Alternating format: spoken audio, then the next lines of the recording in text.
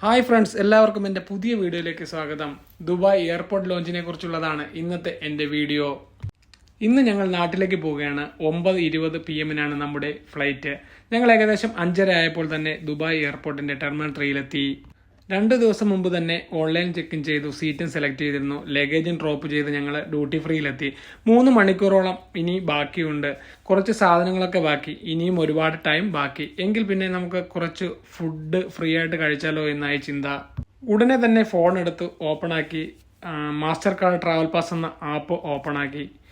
അപ്പോൾ അതിലെനിക്ക് ഏകദേശം ദുബായിൽ 24ഓളം ലോഞ്ച് ആക്സസ് ഉണ്ടായിരുന്നു. അപ്പോൾ ഞങ്ങളുടെ ഗേറ്റിനടുത്തുള്ള മർഹബ ലോഞ്ചിലേക്കുള്ള ആക്സസ് ആണ് നമ്മൾ അന്ന് എടുത്തത്. ഞങ്ങൾ ഫാമിലിയായി മർഹബ ലോഞ്ചിലേക്ക് കയറി. എനിക്കും വൈഫിനും കാർഡ് ഉണ്ടായിരുന്നു, മകൾക്ക് കാർഡില്ല.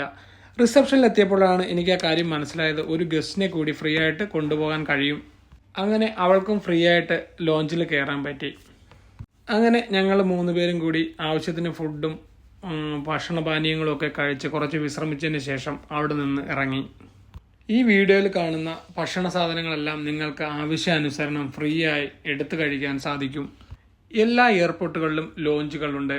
നമ്മുടെ കൈവശമുള്ള കാർഡ്, മാസ്റ്റർ കാർഡുകൾ, അതായത് ഡെബിറ്റ് കാർഡോ ക്രെഡിറ്റ് കാർഡോ ഏതുമായിക്കോട്ടെ, അത് നമ്മളുടെ മാസ്റ്റർ കാർഡ് ട്രാവൽ പാസ് എന്ന ആപ്പ് ഡൗൺലോഡ് ചെയ്ത് അതിനകത്ത് കാർഡ് നമ്പരും ഡീറ്റെയിൽസും നിങ്ങൾ ആഡ് ചെയ്യുക. അതിനുശേഷം നിങ്ങൾ ചെക്ക് ചെയ്യുക നിങ്ങൾക്ക് ഏതെല്ലാം രാജ്യങ്ങളിലെ എയർപോർട്ടുകളിൽ ലോഞ്ച് ഫ്രീ ആയിട്ട് യൂസ് ചെയ്യാൻ പറ്റുമെന്നുള്ളത്.